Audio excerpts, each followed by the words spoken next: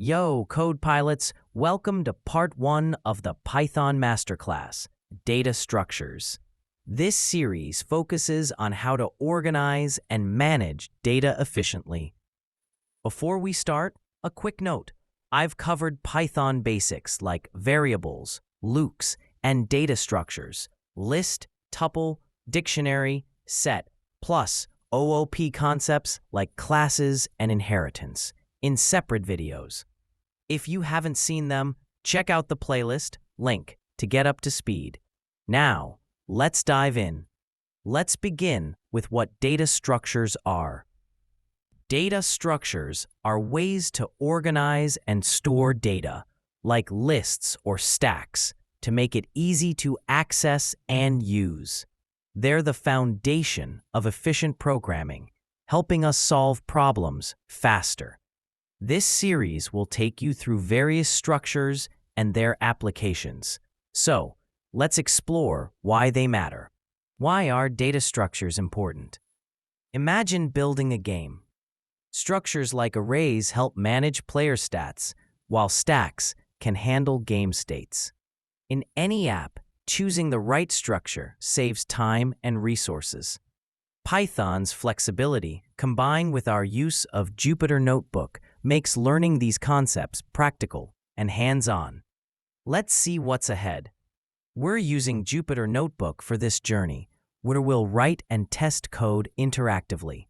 In the first cell, type print hello data structures and press Shift-Enter to run. You'll see the output below. This setup lets us experiment live. Let's break down this process. Let's try a simple data structure. In a new cell, type mylist equals 123 and run it. This is a Python list, a basic structure we'll build upon. Add print mylist, you'll see 123. Lists are flexible, but we'll explore more specialized structures soon. This is our starting point. Let's discuss its role. Now, let's touch on how data structures work with functions. Add this code. Def add numbers AB, return A plus B, and run it. Call it with print add numbers 23. Output is 5. This shows how we can manipulate data, a key idea we'll expand on. The syntax is simple. Let's see why this matters. To wrap up the intro, we've covered what data structures are, their importance, and started with Jupyter Notebook. We tested a list and a basic function, giving you a taste of what's coming. This series will cover stacks, queues, linked lists, and more, with hands-on examples. Let's prepare for the next step. That's it for part 1, Code Pilots. You've started your data structures journey. Like this, subscribe, and practice with lists and functions. Next time, we'll dive into arrays. See you then, and keep coding. Yo, Code Pilots! Welcome to part 2 of the Python Masterclass, Data Structures. Last time, we introduced the basics, and now we're diving into arrays. If you missed the Python and OOP basics, check the playlist link. Let's get started. Let's talk about what arrays are. An array is a linear data structure that stores elements of the same type in contiguous memory locations.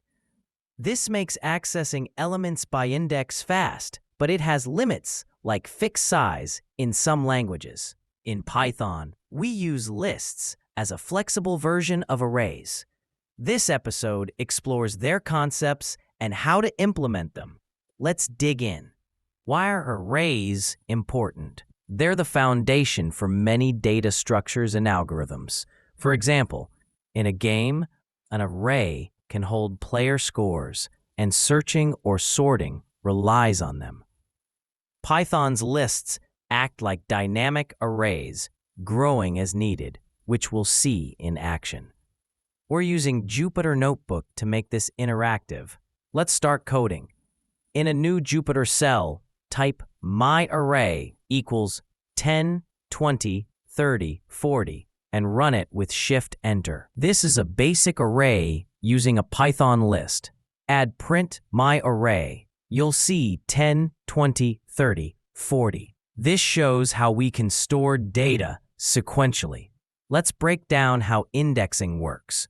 Try print myArray1 for 20. Let's add and modify elements. In a new cell, use myArray.append 50 to add 50 and run. Then print myArray shows 10, 20, 30, 40, 50. To change an element, try myArray0 equals 5 and print again. Now it's 5, 20, 30, 40, 50. This flexibility is a Python list feature. Let's discuss its implications. Now, let's explore limitations. Add myArray 5 equals 60 and run. It errors because we're out of bounds. Unlike static arrays in C, Python lists handle this by resizing, but accessing invalid indices fails. This shows a trade-off. Let's compare it with a fixed-size approach using NumPy. Import NumPy as np fixed array equals np array 1, 2, 3. Let's try a function to work with arrays. In a new cell, type def sum array. Total equals 0. For num in R, total plus equals num. Return total. Print sum array myArray. Run it. Output is 195. 5 plus 20 plus 30 plus 40 plus 50. This simple algorithm sums elements, showing how arrays support operations. Let's analyze its logic. To wrap up, we've covered what arrays are, their implementation with Python lists, and a basic function. We saw flexibility with lists and a glimpse of NumPy for fixed arrays. This sets the stage for stacks and queues next. Arrays are a starting point for more complex structures. Let's prepare for the journey ahead. That's it for Part 2, Code Pilots. You've learned about arrays and coded them. Like this, subscribe, and practice with lists and the sum function. Next time, we'll explore stacks. See you then, and keep coding. Yo, Code Pilots! Welcome to Part 3 of the Python Masterclass, Data Structures. We've covered arrays, and now we're stepping into the world of stacks. If you're new here, I've explained Python basics and OOP in separate videos. Head to the playlist to get the foundation. Let's dive into this stack of knowledge with excitement. Let's start by understanding what a stack is.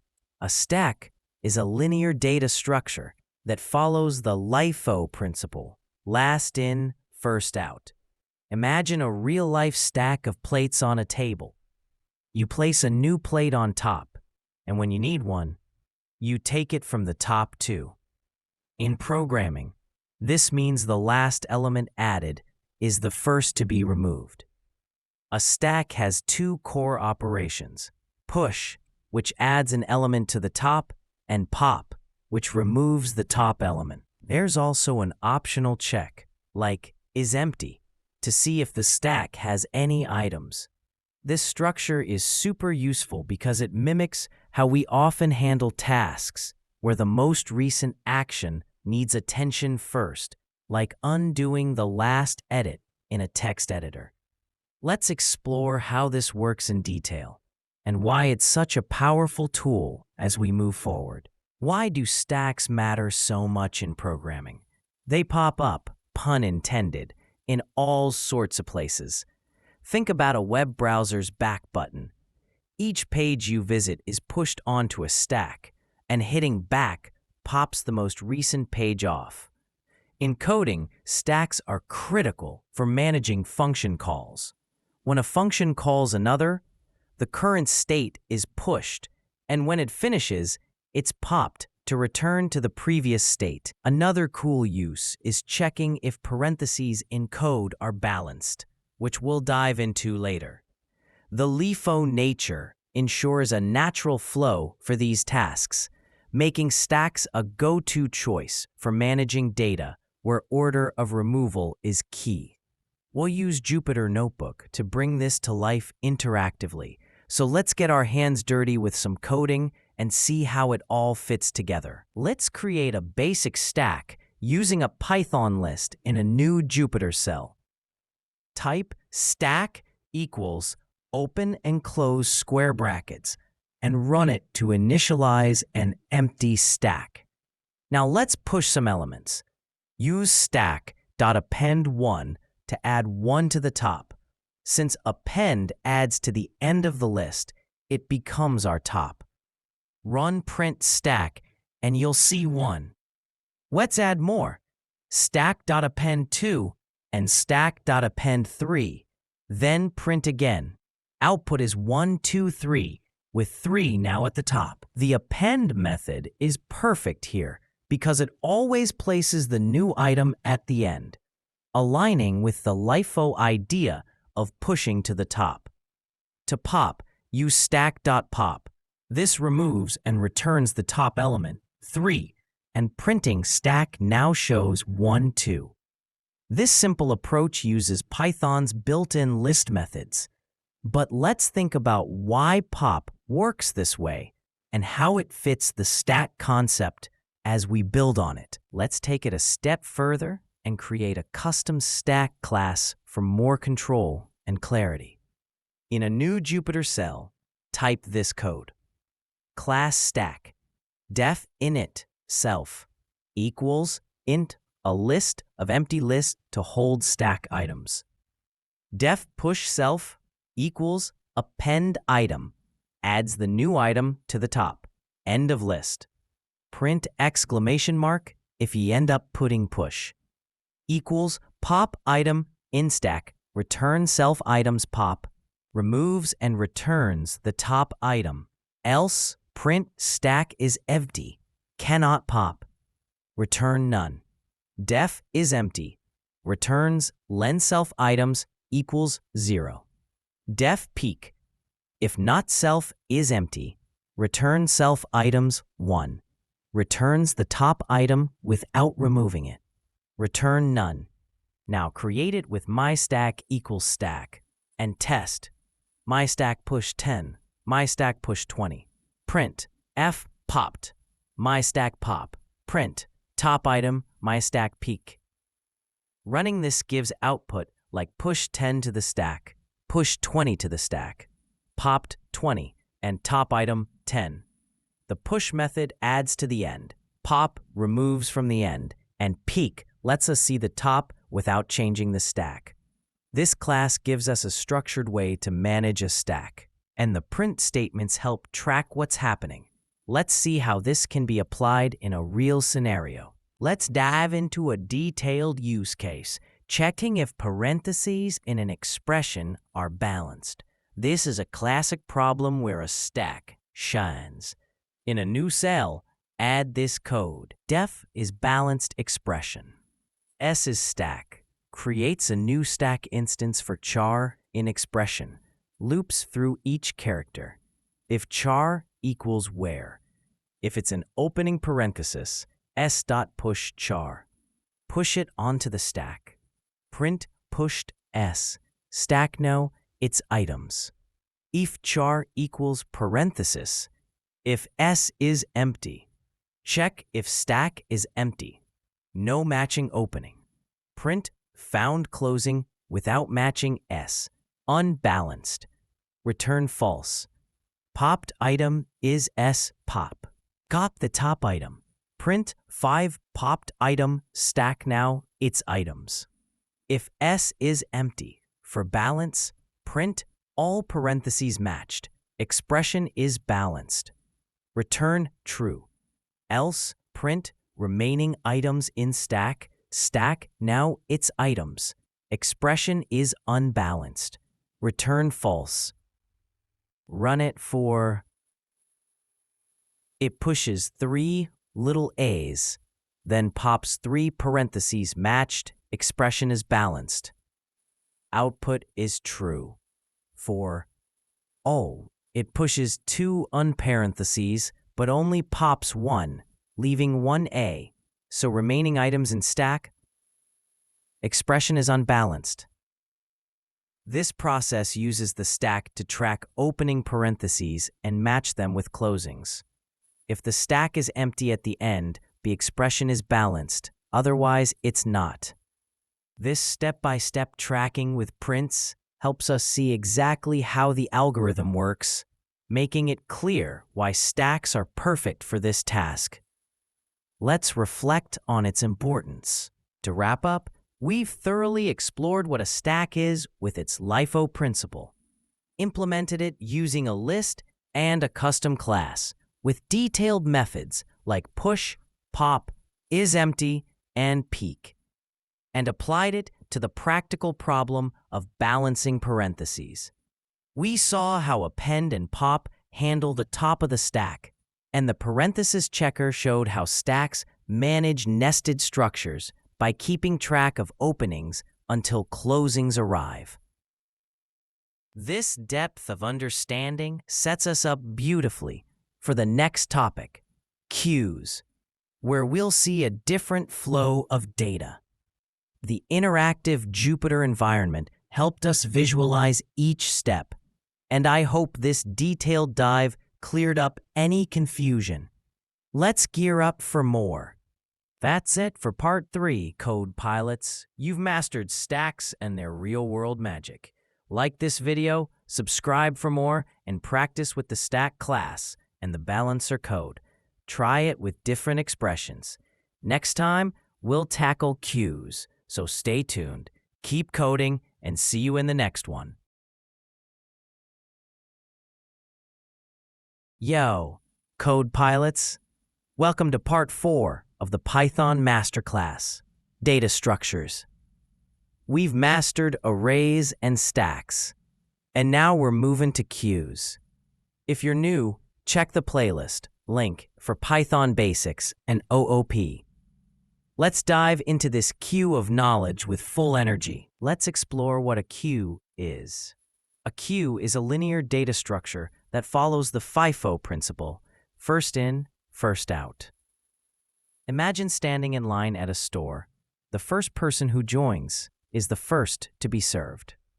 In a queue, we add elements to the rear with NQ and remove them from the front with DQ.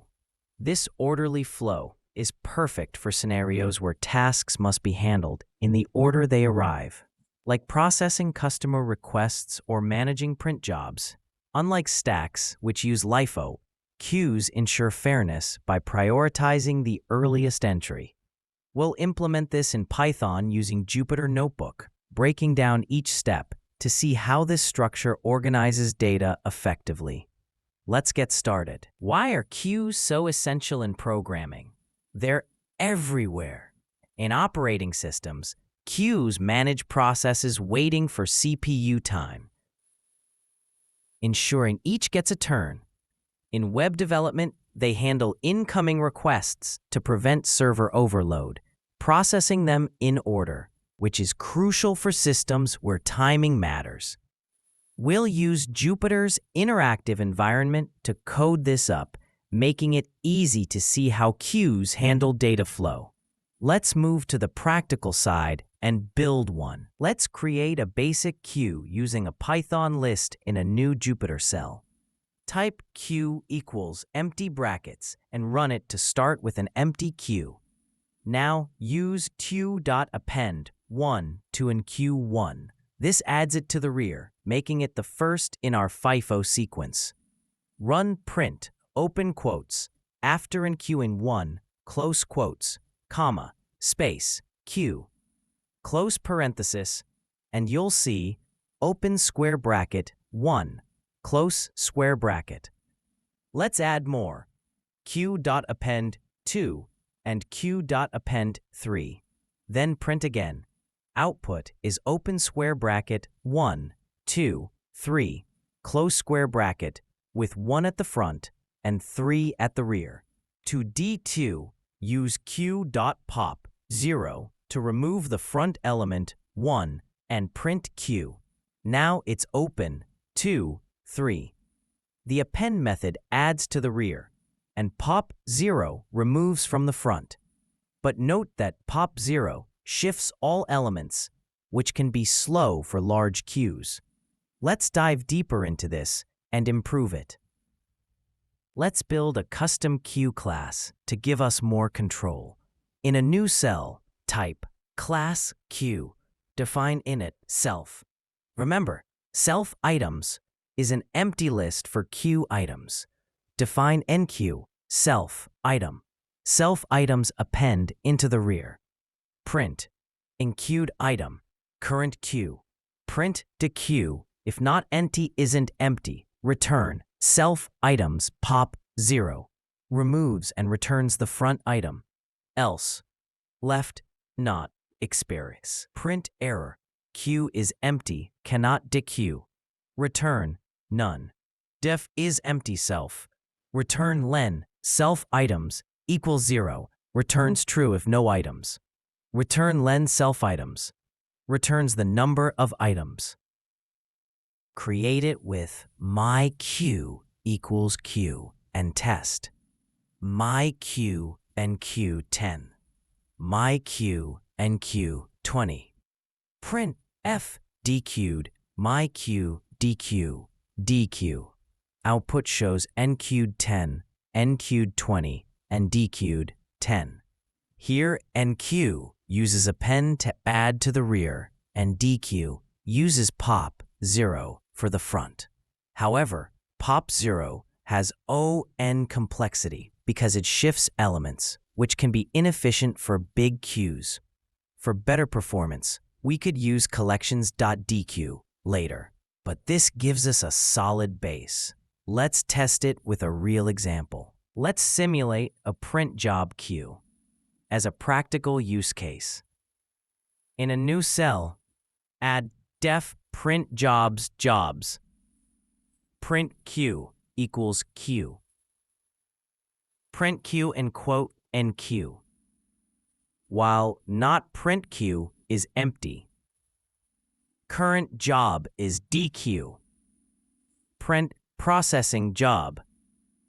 Doc 1. Doc 2.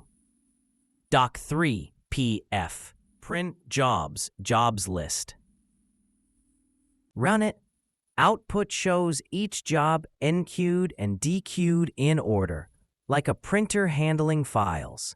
Added job doc 1 PDF. Added job doc 2 PDF. Added job doc 3 PDF. Then processing job doc 1 PDF, and so on. This FIFO flow ensures jobs are processed fairly, mimicking a real printer queue. The while loop keeps dequeuing until the queue is empty, a common pattern in task management. This example shows how queues maintain order, which is vital in systems like print servers or task schedulers. Let's reflect on its significance. To wrap up, we've deeply explored what a queue is with its FIFO principle, implemented it using a list and a custom class with enqueue, dequeue, isEmpty, and size, and applied it to a print job simulation.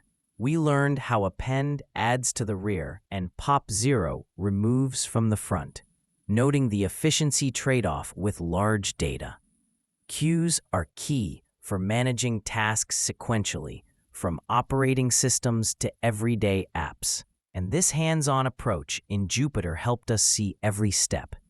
This prepares us for linked lists next, where we'll see a different way to handle data.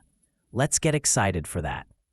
That's it for Part 4 Code Pilots. You've conquered queues and their applications. Like this video, subscribe for more, and practice with the queue class and print job code.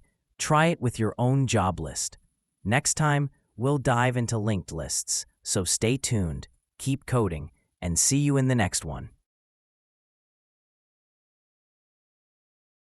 Yo, Code Pilots! Welcome to Part 5 of the Python Masterclass, Data Structures. We've tackled arrays, stacks, and queues, and now it's time for linked lists. If you're new, check the playlist for Python basics and OOP. Let's dive into this linked adventure. Let's start with what a linked list is. Unlike arrays with their fixed or contiguous memory, a linked list is a dynamic data structure where each element, called a node, contains data and a reference or link to the next node. This forms a chain where nodes are connected, not stored in one block. There are types like singly linked, one-way links, and doubly linked, two-way links, but we'll focus on singly linked for now. The beauty is flexibility. Adding or removing nodes doesn't require shifting elements like arrays, just updating links. We'll build this in Python using Jupyter Notebook, exploring how it differs from previous structures. Let's get into the details. Why are linked lists important? They shine where data changes a lot. Imagine a playlist. Adding a song or skipping one is easy with a linked list because you just adjust the links, not the whole array. They're used in applications like undo, redo stacks in software, managing browser history, or even in operating systems for task scheduling.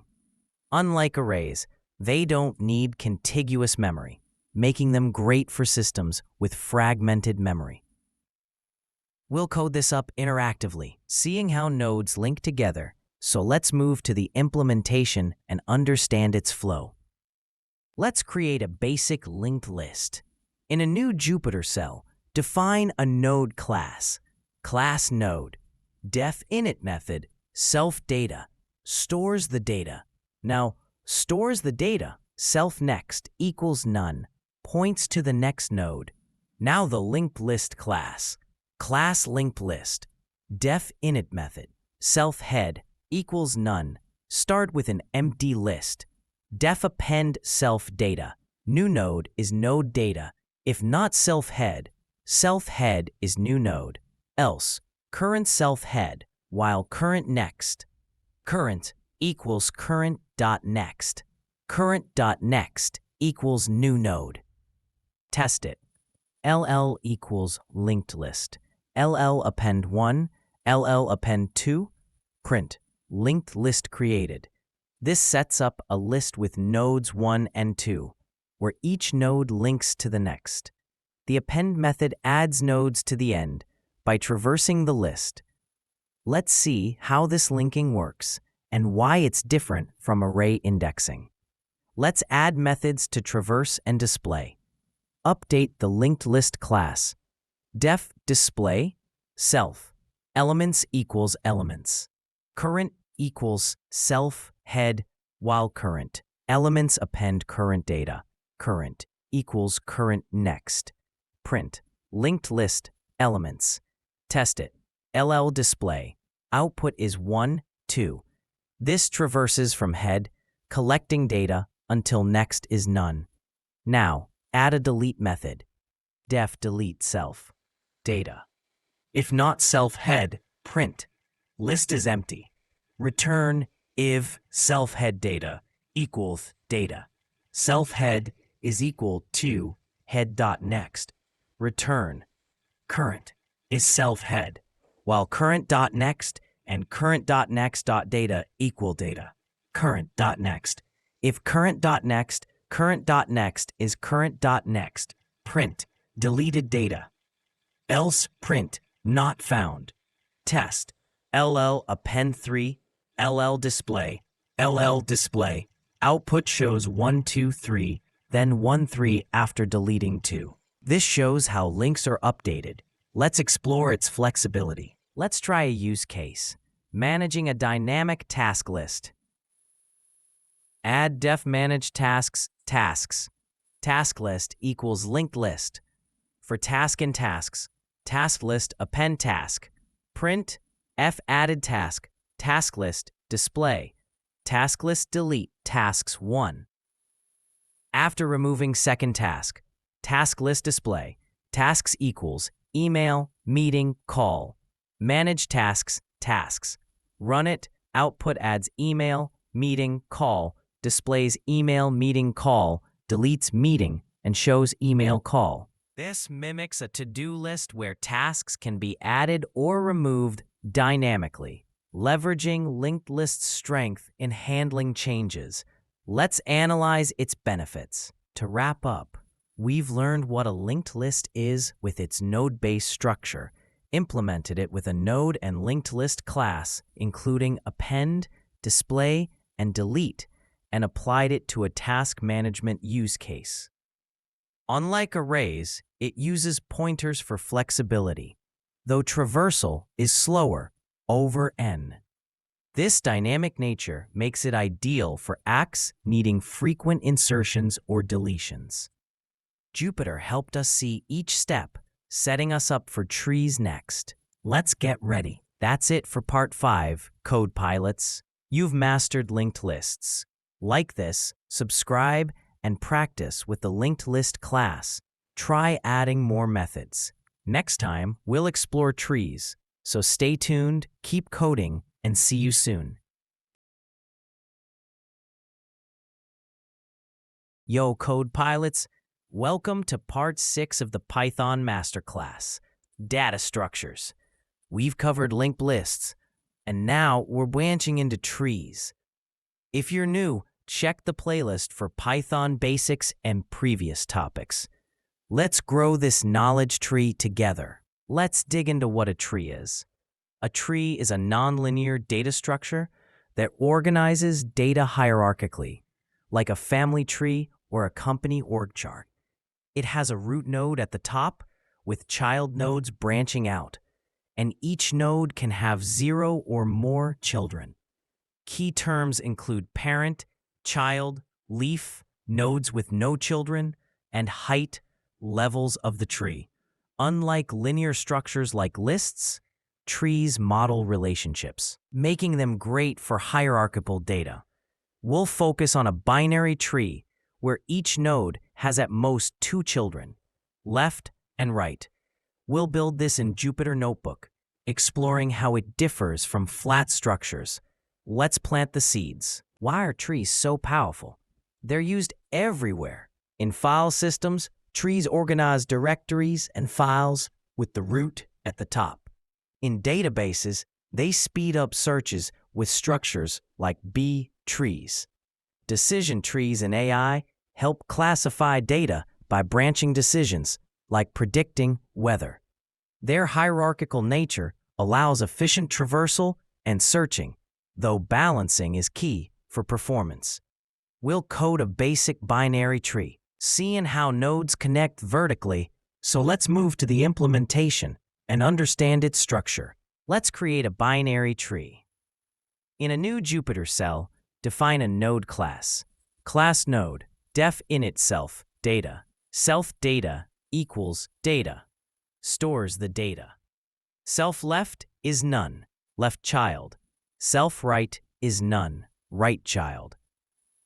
Now a simple tree class. Class binary tree, def init self. Self root equals none. Start with no root. Def insert self data. If not self root equals node data. Else self insert recursive, self root data. Def insert recursive, self node data. If data less than node data, if node left is none, node left equals node data. Else self insert recursive, node left data. Else if node right is none, node right equals node data. Else self insert recursive, node right data. Test it. Tree equals binary tree. Tree insert 5, tree insert 3, tree insert 7, print, tree created. This builds a tree with 5 as root, 3 as left, and 7 as right. Let's see how it grows. Let's add a traversal method. Update the binary tree class. Def in order traversal. Result is equal to 0. Self in order recursive result. Return result def in order recursive. Node result. If node self in order recursive. Node left result. Result append node data. Self in order recursive, node right, result. Test it. Print in order traversal, tree dot in order traversal. Output is 3, 5, 7, showing left, root, right order. This visits nodes systematically. Useful for sorting. Let's add a search method. Def search self data returns self underscore search recursive self root data. Def underscore search recursive node. If node is none or node data equals data, return node. If data less than node data, return self underscore recursive node left data. Return self underscore recursive node right data. Test print search for 3 dot tree search 3 returns the node with 3. This shows tree navigation. Let's apply it. Let's use a tree for a file system simulation. Add def simulate file system. FS tree equals binary tree. Files 10, 5, 15, 3. Simulating file sizes or IDs for file and files. FS tree, insert file, print. File system tree, in order. FS tree, in order traversal. Search result equals FS tree, search 7. Print, found file 7. Yes, if search result, else no. Simulate file system. Run it, output shows 3, 5, 7, 10, 15. And found file 7, yes. This mimics organizing files hierarchically, with search for quick access. Let's analyze its use. To wrap up, we've explored what a tree is with its hierarchical structure. Implemented a binary tree with node and binary tree classes, including insert, in-order traversal, and search, and applied it to a file system. Trees offer efficient organization and searching, though balancing is needed for optimal performance. Jupyter's interactivity helped us see each step, setting us up for graphs next. Let's prepare. That's it for part 6. Code pilots, you've mastered trees. Like this, subscribe, and practice with the binary tree class. Try adding more nodes. Next time, we'll tackle graphs, so stay tuned. Keep coding, and see you soon. Yo, code pilots! Welcome to part 7 of the Python Masterclass, Data Structures. We've journeyed through trees, mastering their hierarchical beauty, and now we're stepping into the interconnected world of graphs. If you're new to this series, don't worry.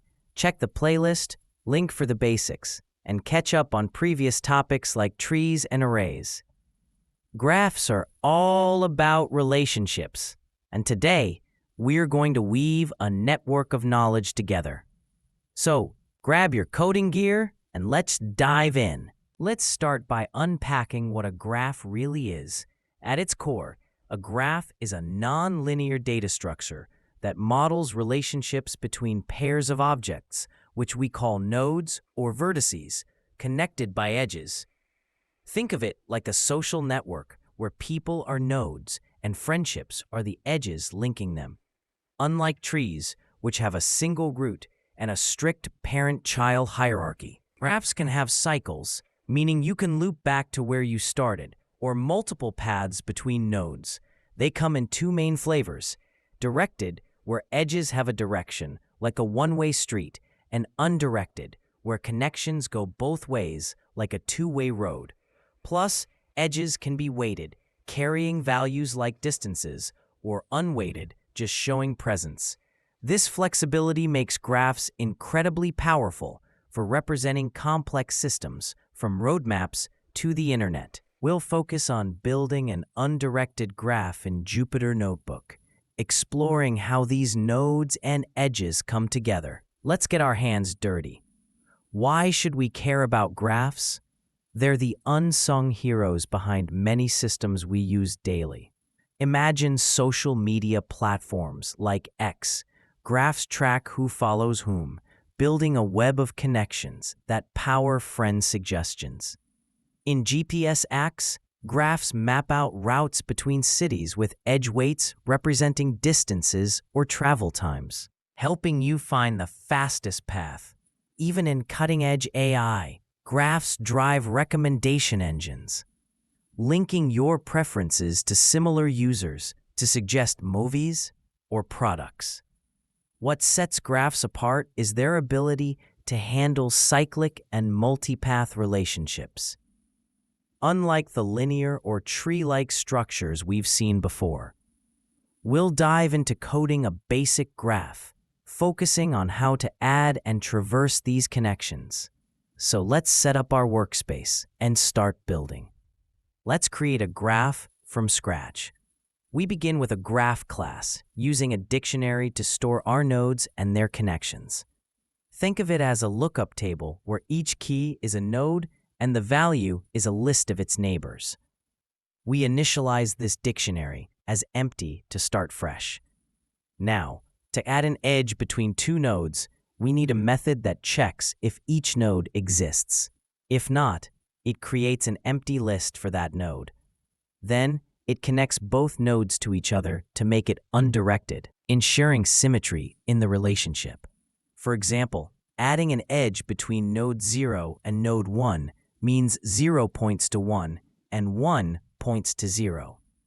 Let's test this by adding edges, first between 0 and 1, then 1 and 2.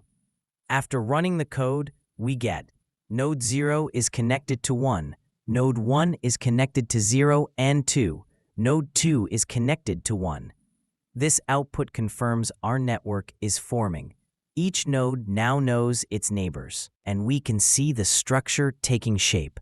Let's explore this further by adding more logic. Next, let's enhance our graph with a display method and a depth-first search, DFS, to navigate it. The display method is straightforward.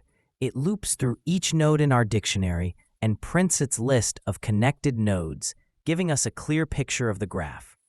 For DFS, we're building a tool to check if a path exists between two nodes. We start with a set to track visited nodes. Add the starting node and check if it's our target. If not, we recursively explore each unvisited neighbor, diving deeper until we find the target or exhaust all options, then return true or false. This is like exploring a maze, step by step. Let's test DFS from node 0 to node 2 on our current graph. After running it, we get path from 0 to 2, true. This tells us there's a valid path, 0 to 1, then 1 to 2, proving our search works. Let's break down how this recursion handles the flow and why it's so efficient for connected networks. Let's take this a step further and simulate a social network to see graphs in action. We'll define a function that creates a graph and adds a list of connections, forming a cycle, like a group of friends where everyone is linked. For each pair, we call our addEdge method to build the network. Then we display the connections to visualize it, and use DFS to confirm paths between nodes. Let's test it with a cycle, 0, 1, 1, 2, 2, 3, 3, 0. After running the code, the output is node 0 is connected to 1, 3. Node 1 is connected to 0, 2. Node 2 is connected to 1, 3. Node 3 is connected to 2, 0. And is there a path from 0 to 3? True.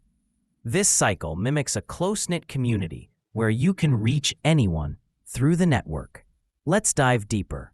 Imagine adding weights to these edges for friendship strength or distance, and how that could change our path-finding strategy. This real-world application shows graphs' versatility. To wrap up this awesome ride through graphs, we've delved into what a graph is, exploring its node-edge relationships and the differences from trees, like handling cycles and multiple paths. we implemented a basic undirected graph by setting up a dictionary to store connections, added a display method to visualize the structure, and crafted a DFS to navigate and find paths efficiently. We then applied this to a social network simulation, seeing how cycles and connectivity work in practice. Graphs are foundational for routing algorithms, network analysis, and even game design, where paths between locations matter. Jupyter's interactive environment let us build and test each piece step by step, giving us confidence to tackle more complex structures. Let's reflect on how this opens doors to advanced topics. Pretty exciting, right? But before we sign off, let's think about expanding this further. What if we added weights to our edges to represent costs, like time or effort? We could modify DFS to find the shortest path, or even switch to a breadth-first search for a different approach. Imagine a game map where players move between locations. Graphs could optimize their routes.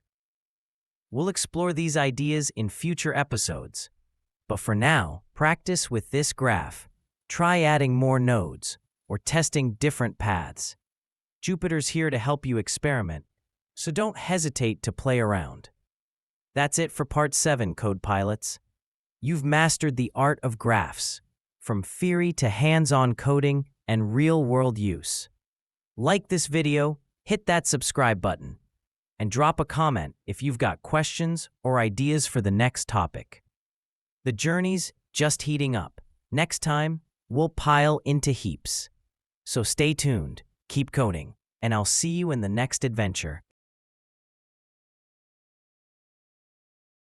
Yo, Code Pilots! Welcome to Part 8 of the Python Masterclass, Data Structures. We've navigated graphs and their web of connections, and now we're stacking up with heaps, a structure that's all about order and efficiency. If you're new here, no sweat. Check the playlist for the basics and earlier topics like trees and graphs. Heaps are like the VIP line at a club, prioritizing the most important elements first. So, buckle up, grab your code editor, and let's pile into this adventure. Let's break down what a heap is. A heap is a specialized tree-based data structure that follows the heap property. In a min heap, every parent node is less than or equal to its children, ensuring the smallest value sits at the root. While in a max heap, the parent is greater than or equal, keeping the largest at the top. This creates a partially ordered structure, not a full binary search tree, which makes heaps perfect for quick access to extremes. They're typically visualized as binary trees, but we'll implement them using a list for simplicity, leveraging array indices to manage the tree-like behavior. Heaps are dynamic. After adding or removing elements, they adjust to maintain this property, making them ideal for priority-based tasks. We'll build a min heap in Jupyter Notebook, diving into how this order is maintained. Let's get started. Why are heaps a big deal? They're the secret sauce behind many optimized systems. Think of a hospital emergency room. Heaps power priority queues, where the most critical patients are treated first based on severity. In algorithms, heaps enable heap sort, a comparison-based sorting technique, or help find the kth smallest element efficiently. Even operating systems use heaps to manage process scheduling, prioritizing tasks by urgency. Their standout feature is O1, access to the root, the min or max value, and O log n adjustments, balancing speed and structure. We'll code a min heap today, focusing on insertion and removal. So let's roll up our sleeves and start coding. Let's build our min heap.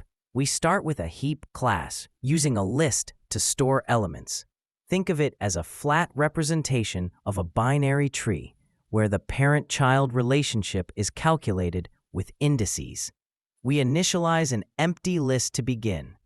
For insertion, we append a new value to the end and shift it up to maintain the min-heap property, comparing it with its parent at index I-1 over 2, and swapping if it's smaller, moving up until it's in place.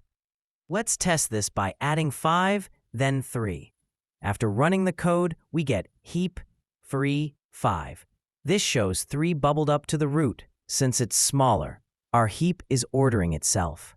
Let's dig into how these swaps work and why the index math keeps the tree balanced. Now let's add methods to remove the minimum and display the heap. Removal starts by taking the root, the smallest value, replacing it with the last element, and shifting it down to restore the heap property.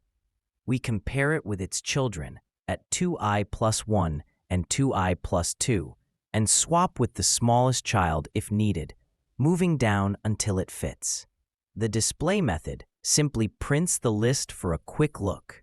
Let's test this on 3, 5, 7. After removing the minimum, we get removed min 3 and heap 5, 7. Then, displaying again shows heap 5, 7. The structure adjusted by moving 5 down. Let's break down this sift down process. How does it ensure the smallest value always rises, and what happens if we add more elements? Let's apply this to a priority task scheduler, a real-world use case. We'll create a function that builds a heap and adds tasks with priorities, where lower numbers mean higher urgency.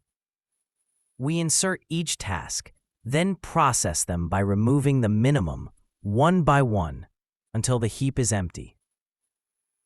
Let's test it with tasks 5, 2, 8, 1. After adding them, the display shows heap. Processing task with priority 2.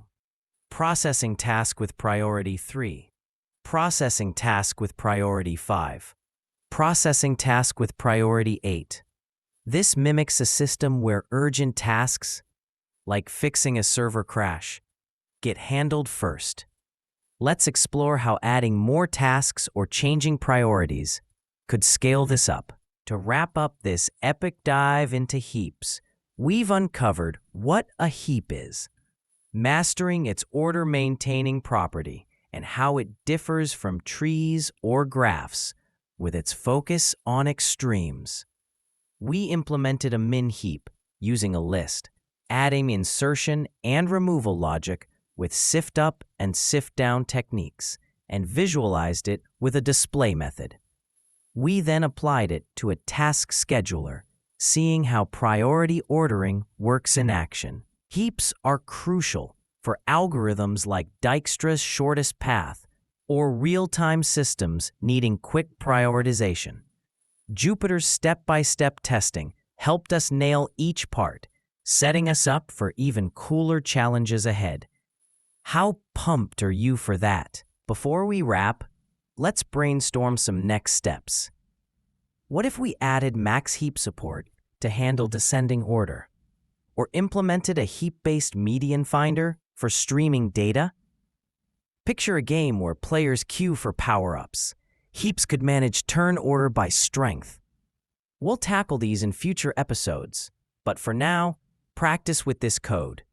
Try inserting a bunch of numbers or building a custom scheduler. Jupyter's your playground, so experiment and see what happens. That's it for Part 8, Code Pilots. You've conquered heaps, from theory to practical coding and beyond. Like this video, smash that subscribe button, and drop a comment with your thoughts or next topic ideas. The adventure's heating up. Next time, we'll explore even wilder data structures. So stay tuned, keep coding, and catch you in the next one. Yo, Code Pilots, welcome to Part 9 of the Python Masterclass, Data Structures. We've conquered heaps and their ordered stacks, and now we're branching into tries, a structure built for strings and super fast lookups. If you're new to the crew, no problem. Hit the playlist for the basics and catch up on graphs and heaps. Tries are like a dictionary on steroids, organizing words for autocomplete or searches. So grab your coding hats and let's dive into this wordy adventure with some deep dive explanations. Let's unpack what a trie is. A trie, short for retrieval tree, is a tree-like data structure designed to store a dynamic set of strings, where each node represents a character and paths from the root to a leaf spell out complete words. Unlike binary trees or heaps, tries are all about prefix-based storage. Every edge is labeled with a character, and the structure lets us share common prefixes efficiently. For example, words like cat and car share the C and A nodes, splitting at T or R. Each node can mark if it's the end of a word, making tries perfect for tasks like autocomplete or spell checking. We'll build a basic trie in Jupyter Notebook, exploring how it organizes strings step by step. Let's get cracking. Why are tries so cool? They're the backbone of many text-based tools. Think of Google's autocomplete. Tries suggest words as you type by quickly finding all prefixes. Spell checkers use them to flag misspelled words by checking against a dictionary stored in a trie. Even in networking, tries help route IP addresses by matching prefixes efficiently. Their magic lies in O of M time for operations like insertion or search, where M is the string length, beating hash tables for prefix queries. We'll code a trie today, focusing on adding words and searching. With a detailed breakdown of every line, let's set up and start building. Let's construct our trie. We start with a trie class, using a nested dictionary, where each node holds a dictionary of children and a flag for word endings. We initialize the root as an empty dictionary, with self.root equals empty dictionary. This is our starting point, a blank slate for all characters. The self.end underscore symbol equals star is a special marker to show when a word ends, described as star for clarity. Now, let's dive into the insert method. First, current equals self.root sets our starting node. Then, for each char in word, we check if char not in current. If the character isn't there, we create a new empty dictionary with current char equals empty dictionary. Next, current equals current char moves us to that new node. Finally, current self.end underscore symbol equals true marks the end of the word. Let's test this by adding cat and car. After running, we print the structure. Root has C pointing to a node with A, which splits to T end and R end. Let's break down each line to see how this builds the trie. Now, let's add the search method. We start with current equals self.root to begin at the root. For each char in word, we check if char not in current. If it's missing, return false since the word can't exist. If it's there, current equals current char moves to the next node. At the end, return self.end underscore symbol in current checks if the word is complete. Let's test with cat. It follows C to A to T and sees the end marker, so it's true. Next, the prefix underscore search method starts with current equals self.root. For each char in prefix, it checks if char not in current and returns an empty list if missing, or moves with current equals current char. Then, results equals empty list initializes a list, and self._collect_words current prefix results. gathers all words. The underscore collect underscore words helper checks if self.end underscore symbol in node to add the prefix if it's a word, and for each char in node, if char not equals self.end underscore symbol. It recurses with self.underscore collect underscore words, node char, prefix plus char results. Testing CA gives cat and car. Let's explore each line's role in this recursion. Let's apply this to an autocomplete system. We define autocomplete prefix words where trie equals trie creates a new trie. For each word in words, trie.insert word adds it, and print f-string added word : end f-string word shows progress. Then trie.display visualizes the structure. Finally, suggestions equals trie.prefix underscore search prefix gets options, and print f-string autocomplete for single quote prefix single quote : end f-string suggestions displays them. Testing with cat, car, dog, catnip, and ka shows added word cat, added word car, etc. Then autocomplete for CA, cat, car, catnip. Let's break down how each line builds and queries the trie for this practical use. Imagine scaling it with thousands of words. To wrap up this deep dive into tries, we've learned what a trie is, mastering its prefix-based organization, and how it differs from trees or heaps with its string focus. We implemented a trie using nested dictionaries, explaining every line of insert, search, and prefix underscore search, and visualized it with a display method. We applied it to an autocomplete system, seeing how it powers text predictions step by step. Tries shine in applications like IP routing or dictionary lookups, and Jupyter's testing helped us perfect each part. This sets us up for wilder structures. How excited are you for the next challenge? Before we sign off, let's think ahead. What if we added deletion to remove words, or built a compressed trie for huge data sets? Imagine a word game. Tries could validate moves instantly. We'll tackle these in future episodes, but for now, practice. Try a big word list or test prefixes. Jupyter's your lab, so experiment freely. That's it for Part 9, Code Pilots. You've mastered tries with line-by-line insights from theory to coding and beyond. Like this video, smash that subscribe button, and comment with your thoughts or topic ideas. The journey's getting epic. Next time, we'll explore more data structures. So stay tuned, keep coding, and catch you next time. Yo, Code Pilots! Welcome to Part 10 of the Python Masterclass, Data Structures. We've tamed tries and their string magic, and now we're leveling up with segment trees, powerful tools for range queries. If you're new to the squad, no worries. Check the playlist for the basics and catch up on heaps and tries. Segment trees are like supercharged arrays, making range operations lightning fast.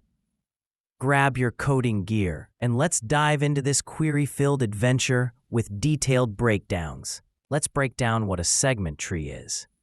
A segment tree is a binary tree designed to store information about intervals or segments of an array, letting us perform range queries like sum or minimum efficiently. Each node represents a range, and the tree splits it into smaller segments, pre-computing results for quick access. For example, for an array of numbers, a segment tree can find the sum of any range in log n time, way faster than scanning the array. We'll build one in Jupyter Notebook, exploring how it handles range operations step by step. Let's get started. Why are segment trees awesome? They're key in competitive programming and real-world apps. Think of finding the minimum temperature over a week's data, or summing sales in a store over days. Segment trees handle these in a flash. They shine in scenarios needing frequent range updates or queries, like financial data analysis or game physics. With O of log n time for queries and updates, they beat linear scans hands down. We'll code a segment tree today, focusing on building it and querying sums. With a line-by-line deep dive, let's set up and build. Let's construct our segment tree. We start with a segment tree class, using an array to store the tree, where each node holds a range's sum. We initialize with self.tree equals a list of zeros with size 4 times the input array length. This ensures space for all nodes. The self.build method takes the array and indices low and high. First, current equals self.tree sets the tree array. Then, if low equals high, current index equals array low sets the leaf value. Else, we find mid equals low plus high divided by 2. Build the left child with self.build array low mid, and the right child with self.build array mid plus 1 high. Finally, current index equals current left child index plus current right child index computes the sum. Let's test this with an array like 1, 2, 3, 4. After building, we'll see how nodes store range sums. Let's break down each line to understand this construction. Now, let's add the query method. We define query with start and end indices. First, current equals self.tree accesses the tree. The helper method, query underscore helper, takes node index, node start, node end, and query range, start end. If node start greater than end or node end less than start, return 0 for no overlap. If node start greater than or equals start and node end less than or equal end, return current node index for full overlap. Else, find mid equals node start plus node end divided by 2, and return query underscore helper left child plus query underscore helper right child. Testing with range 1 to 3 on our array should give sum 6. Let's explore each line's role in this recursive query. Let's apply this to a practical example. Tracking running sums. We define update to modify a value, then query ranges. The update method takes index and value, setting array index to value, and rebuilding with self.build array 0 length -1. For query, we test ranges like 0 to 2 or 1 to 3. With array 1, 2, 3, 4, updating index 1 to 5 gives a new sum. Running queries shows updated ranges. Let's break down how each line updates and queries the tree, imagining a live data stream. To wrap up this deep dive into segment trees, we've learned what a segment tree is, mastering its ability to handle range queries efficiently compared to arrays. We implemented a segment tree using an array, explaining every line of build, query, and update, and tested it with practical sums. We applied it to a running sum tracker, seeing how it adapts to changes step by step. Segment trees excel in competitive coding or real-time analytics, and Jupyter's testing helped us nail each part. This sets us up for even crazier structures. How pumped are you for what's next? Before we sign off, let's think ahead. What if we added lazy propagation for range updates, or used it for minimum range queries? Picture a game tracking player scores. Segment trees could optimize it. We'll dive into these in future episodes, but for now, practice. Try a larger array or different queries. Jupyter's your playground, so experiment away. That's it for Part 10, Code Pilots. You've mastered segment trees with line-by-line insights. From theory to coding and beyond. Like this video, smash that subscribe button, and drop a comment with your ideas or next topic wishes. The journey's getting wilder. Next time, we'll tackle more data structures. So stay tuned, keep coding, and catch you later.